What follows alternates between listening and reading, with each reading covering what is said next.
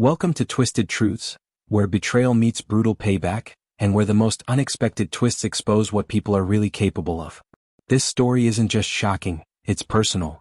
My name is Daniel Ashcroft.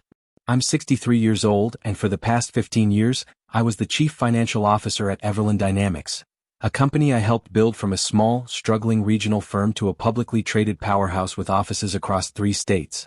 I wasn't flashy. I didn't crave the spotlight. But I knew numbers. I knew discipline. I knew how to keep a company alive when the sharks were circling. I also knew loyalty. That's why I never jumped ship when the offers came in from bigger firms that waived fat bonuses and corner offices. I stayed because Everland was built on something rare: trust. Or so I thought. 3 months ago, the board brought in a new CEO. His name was Chase Granger. 37 years old, slick hair, polished shoes, and a mouth that could sell snow to Alaskans. Harvard MBA. TEDx speaker. He had buzz. The kind that makes investors drool and boards think they've found the second coming of Steve Jobs. He called me into his office the second week. Sat in my chair, feet up on my desk. "Daniel," he said with that Silicon Valley drawl, "you're a legend here. But we need to move fast. Be bold. Be disruptive. And frankly, you're just a bit too old school for where Everland's heading." I didn't blink. I'd expected it. We're bringing in someone new. Fresh blood. Young. Visionary. His name is Ethan Kross. He just led a fintech transformation in New York. We'll make the announcement at next week's board meeting. You'll stay on through the transition. 2 weeks. I shook his hand. Firm. Professional. Then I went back to my office and packed 15 years into a cardboard box. There was no ceremony. No thank you. No plaque. Just a hushed whisper through the hallways and tight-lipped smiles. People knew what was happening. They were just too afraid to speak up. Chase moved fast, reorganizing departments, pushing out veterans, replacing them with his own people. On the surface it looked like progress. But I'd seen enough cycles to know what a corporate takeover really looked like. I walked out that day with my box and my silence. But I wasn't done. Not yet. Because before Chase ever showed up, I'd already noticed things that didn't add up. Invoices that bypassed procurement. Vendor accounts that hadn't existed a year ago. Budget reallocations with no department approval. And now, with this new visionary Ethan Kross as CFO, the irregularities were multiplying. I wasn't planning revenge. I was just doing my job, keeping the books clean even on the way out. But they made a mistake. They thought I was gone for good. They forgot who they were messing with. They didn't just take my job. They tried to erase me. The week after I left Everland, I woke up at 5 a.m. like I had every morning for the past 20 years. I brewed coffee, sat at my kitchen table, and stared at the silence. No calendar reminders. No morning briefings. No spreadsheets or revenue meetings. Just an old man and a lukewarm mug, wondering if the best years of his life had just been packaged into a press release. My wife, Elizabeth, had passed 5 years ago. Ovarian cancer. Quick, cruel. She'd been my anchor. The only person who ever told me to slow down. "You're not just your job, Danny," she used to say. "They don't own your soul." But the truth is, I was my job. Everland was my second family. The only thing that made sense after I lost her. I built that company's financial spine. I ran lean when the recession hit. I kept hundreds of people employed. And now they were pretending like I never existed. Worse, rumors started to spread. I heard from an old colleague that Chase was calling me inflexible in meetings. That Ethan Kross had identified multiple reporting errors in my final quarter. That the board was considering auditing my past work. My work. They were rewriting the story. Turning me from a steady hand into a scapegoat. I went out for groceries that Friday and bumped into Sheila from compliance. She looked startled. "Oh, Daniel. I didn't think I'd see you around here." "Why not?" I asked. "They said you moved away. Early retirement." "Something about a performance issue?" My stomach dropped. Performance issue? My hands had never missed a quarterly close. Never failed a single audit. Chase wasn't just replacing me, he was burying me. Poisoning my name so no one would dare question the new regime. When I got home, I pulled out the manila folder I'd taken on my last day, the one with flagged invoices and vendor contracts I didn't recognize. Names like Stonefall Advisors. Nebula Core Consultants. Companies that didn't exist when I was still signing approvals. I cross-checked them against archived Everland filings. No matches. Then I tried to log into my cloud backup. Access denied. They'd revoked everything, even my digital trail. For the first time in decades, I felt powerless. Irrelevant. Like some antique they'd quietly wheeled into storage. I sat on the edge of my bed that night and stared at the floor for what felt like hours. How could 15 years vanish like this? How could silence be so loud? I looked at Elizabeth's photo on the nightstand, our last vacation in Asheville, her hair catching the golden light just right. She'd always believed in karma. Said the universe had a way of evening the scales. I wasn't so sure anymore. Because in that moment, I didn't feel like a man of integrity. I felt like a fool. A disposable relic in a world that valued buzzwords more than backbone. But grief has a strange way of boiling down into something sharper. Something colder. Resolve. That night I didn't sleep. I sat down at my desk, pulled out a legal pad, and wrote down 4 words at the top. They picked the wrong man. I didn't know exactly what I was looking for, but I knew where to start. The folder I'd taken on my final day had about 24 flagged invoices, most under $75,000, just small enough to avoid triggering secondary approvals. They were routed through a new payment system Chase's team had installed, citing efficiency and modernization. But I'd seen those words used before. They were usually camouflage. I spent hours cross-referencing account numbers, vendors, and dates with old procurement logs I'd kept archived. Paper copies, thank God. A few names popped up over and over: Stonefall Advisors, Garnet Holdings, Nova Cipher Group. All generic. All recently registered. All tied to digital transformation consulting. It was when I ran a domain check through a public business lookup tool that something snapped into focus. Every vendor shared a mailing address. A single P.O. box in Palo Alto, California. Palo Alto. Chase's old stomping grounds. My hands trembled. I traced the registration trail for Stonefall Advisors. It led me to a private shell company, Hyperion Development Partners LLC. That name rang a bell. I dug deeper and finally found it. A Delaware incorporation form, dated just 6 months ago. Registered agent? Ethan Cross. The new CFO. The visionary. The same man who'd publicly suggested my accounting methods were outdated, who'd smeared me in front of the board. He was laundering money through fake consulting firms, the very vendors he was signing off on. But it went deeper. When I reviewed the account routing numbers, I discovered something chilling. The shell companies weren't just getting paid, they were cycling money back into Everland's expense reports. Modified ones. Ones with altered vendor descriptions that matched Everland's internal categories but didn't exist in any original filings I'd reviewed. It was a closed loop. A laundering ring, dressed up as innovation. If I'd still been inside, I might never have noticed it. But from the outside, with no meetings to distract me, no reports to sanitize, I saw the pattern for what it was. And I wasn't the only one who'd seen something. That night, I called Kevin Tran, our senior audit analyst. Quiet. Brilliant. Loyal. He didn't pick up. But a few hours later, I received a text. Call you tomorrow. Can't talk now. Watching everything. You were right. The next day, he showed up at my doorstep, pale and sweating. I shouldn't be here, he said, eyes darting behind him. They promoted me. Gave me Ethan's old role and title, but no real access. I let him in. He took one look at my dining room table, covered in printed spreadsheets, contracts, sticky notes, and whispered, "You saw it too." He confirmed it all. The new finance platform had backdoors. Split reporting systems. Transactions that only appeared in certain dashboard views depending on user role. Kevin had tried to flag it, once. They'd silenced him with a warning, adjust your curiosity, or your employment status. I asked him if he'd be willing to help me document everything. He looked me in the eyes. I've got 2 kids in college and a mortgage. But I also have a conscience. I'm in. That night we worked until sunrise. Mapping the web. And somewhere between vendor number 9 and forged signature 23, Kevin stumbled on the biggest link of all. A company called Ecliptics Holdings. It was one of the first entities to receive funds under Chase's Operational Realignment Initiative. And it had a direct banking relationship with Foster Equity Partners. That stopped me cold. Foster Equity. William Foster, one of Everland's board members.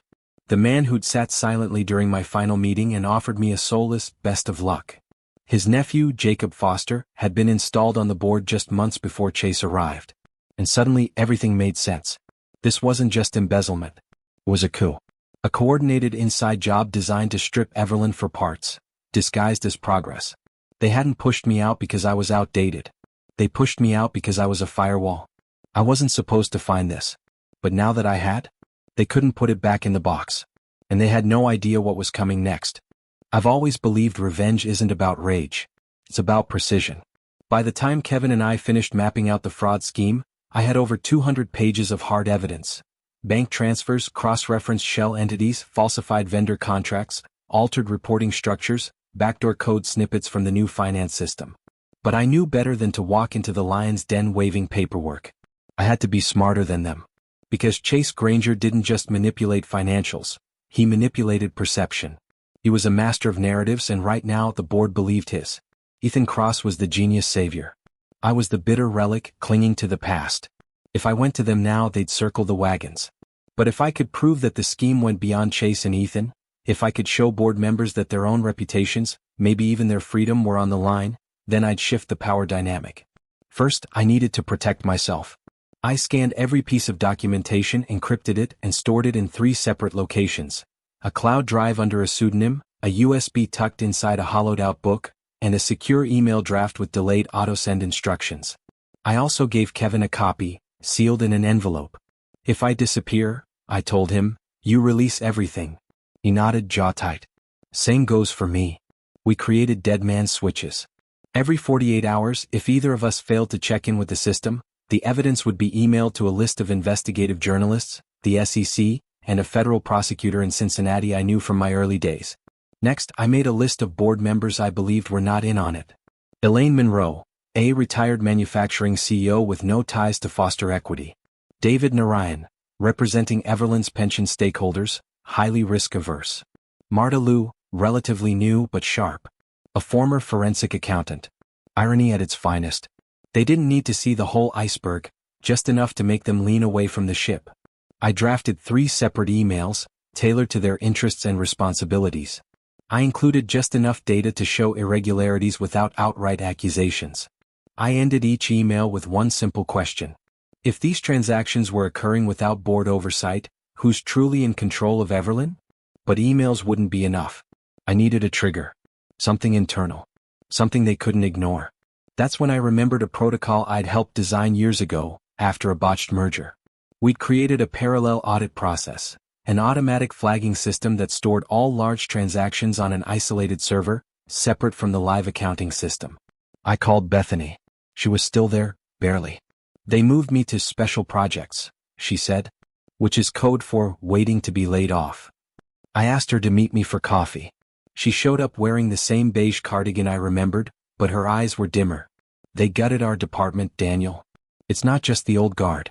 Even the young analysts are jumping ship. I asked her if the legacy audit protocol was still running. She blinked. The one with the off-site verification loop? Yes. As far as I know, it still triggers backups to Iron Mountain at the start of every month. That was my pressure point. Even if they wiped the current records, the paper trail still existed in archived backups. Uneditable, hard-coded, and safe. I handed Bethany an envelope. Inside was a letter she could submit as an official internal audit concern. Completely within her rights as a senior financial manager. You're protected under whistleblower policy. If you file this, they legally can't retaliate without triggering federal protections. She looked terrified. They'll know it came from me. I leaned in. Good. That's the point. She took a deep breath and nodded. I'll do it. Tomorrow morning. I smiled. Then tomorrow the countdown begins. Back at home, I made my final preparations. I drafted a 37-page affidavit, sworn and notarized, outlining everything I'd discovered. I left a sealed copy with my lawyer, along with instructions. If anything happened to me, it would go directly to the SEC and DOJ. I wasn't bluffing. And I wasn't scared. They thought they'd removed a relic. What they'd done was sharpen a scalpel. Now it was time to cut deep. The morning Bethany submitted her internal complaint, she texted me a single word. Done. At exactly 10:13 a.m., Everland's automated audit system triggered a mandatory escalation to the CFO's office. Ethan Cross would have received an alert titled, Level 2 Irregularity Detected, Historical Transaction Conflict. And that, right there, was the first domino. Because what Ethan didn't know, what no one remembered, was that buried deep in Everland's finance policies, a Level 2 trigger couldn't be dismissed by the CFO alone. It had to be reviewed by the audit committee chair. That was Elaine Monroe. Exactly who I wanted in the loop. Within 3 hours, Elaine had scheduled an unscheduled board audit review for the next morning. Chase didn't know it yet, but his clock had already started ticking.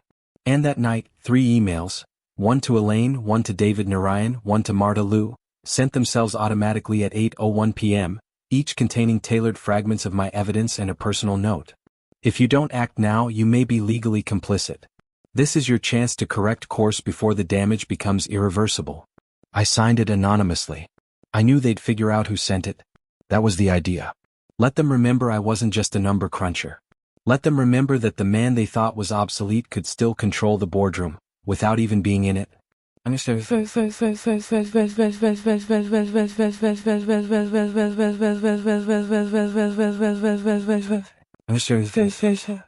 The following day was a flurry of silence and shadows. Bethany texted again just after noon. Board audit meeting started. Elaine looks furious. Ethan pale. No sign of Chase yet. At 12:47 p.m., Kevin texted. External auditors just walked in, escorting Ethan out of his office. Not fired yet, but close. Then, just before 2 p.m., came the message that made everything worth it. Elaine has called for full forensic investigation. Legal is locking down servers. HR freezing Chase's access. I stood alone in my kitchen, clutching the phone like it was made of gold. They'd fallen into the trap. The evidence was already copied, preserved, and verified in 3 locations. There was no way out, not for Chase, not for Ethan, and not for the foster-controlled board members. By 4 p.m. I received a blocked call. I let it ring. Then another. And another. All of them went unanswered. The men who'd gutted the company I helped build were now scrambling in rooms I no longer had to enter. Watching their empire crumble not from a lawsuit or a scandal, but from the truth. And it was just getting started.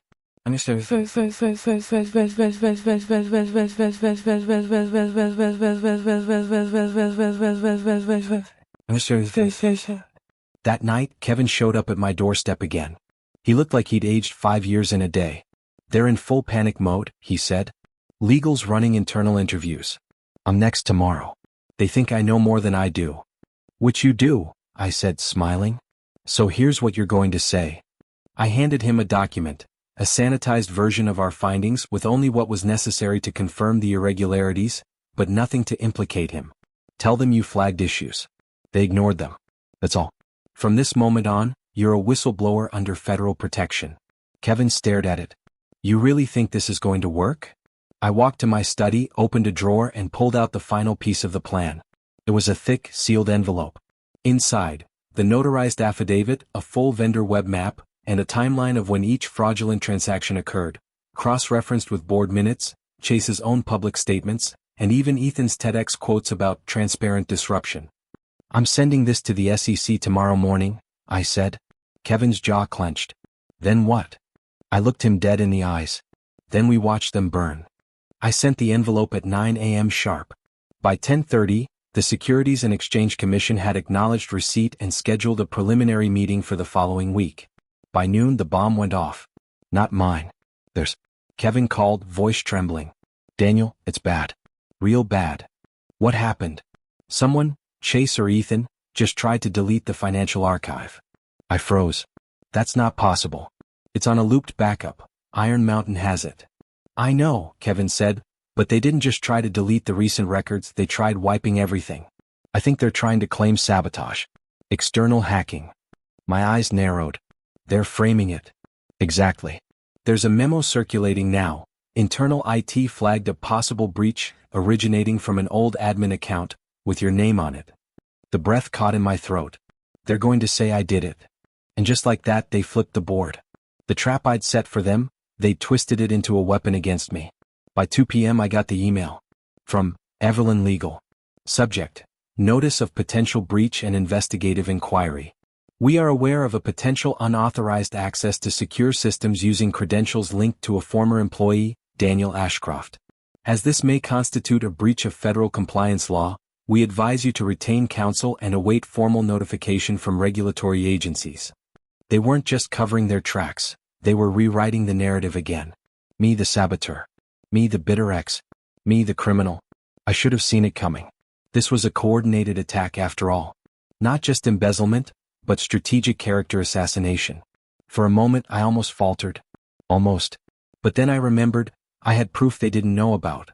See, when I set up the emergency account, I did it by the book. Logged from an internal transition terminal. Secured through an IT supervisor who signed off on the admin credentials, part of the standard succession protocol. And I had that man's affidavit. He'd left the company a month later, amicably. Still owed me a favor. I called him. Explained the situation. He didn't hesitate. I'll send you the server sign-off records. I still have the archive. And if they come at you, I'll testify. That was my shield. But the sword? That came from an unexpected place. Elaine Monroe. At 5:43 p.m., I received an email from her personal account. Subject: we need to talk. Daniel. I received your packet. I cross-referenced it with the flagged records from Bethany's complaint. It lines up. Chase and Ethan have accused you of sabotage, but I don't believe them. What they don't know is this. I started investigating Foster Equity 6 weeks ago. And now I believe they planted Chase intentionally to dismantle and siphon value from Everlyn. We are convening an emergency session tomorrow. I need you there. Come armed. Elaine. I stared at the screen in disbelief. She'd seen through the smokescreen. The woman who once questioned whether my traditional methods could keep up was now asking me to help destroy the very machine that tried to erase me. The reversal was complete. From obsolete to essential. From scapegoat to star witness. They'd weaponized the system against me. Now I was going to dismantle it, piece by piece. And tomorrow? Tomorrow was reckoning day. The next morning, I put on the same suit I wore to my wife's funeral. Not because I needed to dress to impress, but because I needed to remember something. Pain can destroy you, or it can forge you. At 10 a.m. sharp, I walked into the Everlyn boardroom for the first time in 6 weeks. I wasn't an employee anymore, just a guest speaker. Elaine had used her authority as audit committee chair to demand my presence. The moment I stepped inside, the room fell quiet. Chase Granger sat at the head of the table, pale and tense, jaw tight with fake confidence. Ethan Cross sat beside him, trying to project calm, but his eyes kept darting to the folder in my hand. Inside that folder was everything. Affidavits, bank trails, transaction forensics, a notarized timeline cross-referenced with SEC standards. But I didn't open it, not yet. Elaine stood. Before we begin, she said, voice calm but deadly serious, I'd like to acknowledge Mr. Daniel Ashcroft, former CFO, whose legacy at Everlyn remains unmatched in its transparency and accountability. That sentence alone cracked the room. Then she nodded to me. Daniel, please proceed. I stepped to the end of the table. Laid out here is a 6-month trail of financial manipulation, unauthorized vendor routing, shell company laundering, and falsified expense categorization. All of it connected to executive decisions made by Mr. Granger and Mr. Cross. All of it traceable, provable, and verifiable through Everlyn's own audit architecture. One that fortunately I helped design before I was retired. William Foster, who had conveniently missed the last 2 meetings, was absent again. But 2 new faces filled the board seats, outside legal counsel and an SEC liaison. That was Elaine's doing. She wasn't playing games. Ethan shifted uncomfortably. These accusations are outrageous. There's no concrete proof that. Your signature, I interrupted, flipping to page 12, on a contract to Stonefall Advisors, a company you helped incorporate under an alias. Want to deny it under oath. He went silent. Chase tried next. We've already flagged suspicious activity tied to Mr. Ashcroft's former credentials. There's evidence he accessed. Yes, I nodded. Using the emergency transition account you were informed about in a signed IT transfer log, which I brought copies of. Want me to read them aloud? His face drained of color. Elaine cleared her throat. Mr. Ashcroft's documentation has been reviewed by myself, 2 independent auditors, and the SEC liaison present today. We've confirmed material breaches of fiduciary duty by multiple members of executive leadership. Effective immediately. She turned to Chase and Ethan. You are both placed on leave pending a full federal investigation. Your company credentials are now disabled. Security is waiting outside. Neither of them moved at first. Then Chase chuckled, an empty, hollow sound. You really think this saves you? Foster Equity still controls half the board. This will blow over in a month. Elaine raised a brow. Foster Equity was just subpoenaed this morning. William Foster and his nephew Jacob resigned at 8:32 a.m. Now Chase did stand, but only because 2 men in suits with earpieces had entered the room behind him. Ethan followed, visibly trembling. As they were escorted out, I finally sat down, for the first time in that room as a free man. Not a scapegoat. Not an exile. A witness. a survivor. Over the next 3 months, everything unraveled. Everland released a public statement acknowledging the investigation, but protected its workforce by restructuring leadership swiftly. The SEC launched formal charges against Chase, Ethan, and 2 former board members tied to Foster Equity.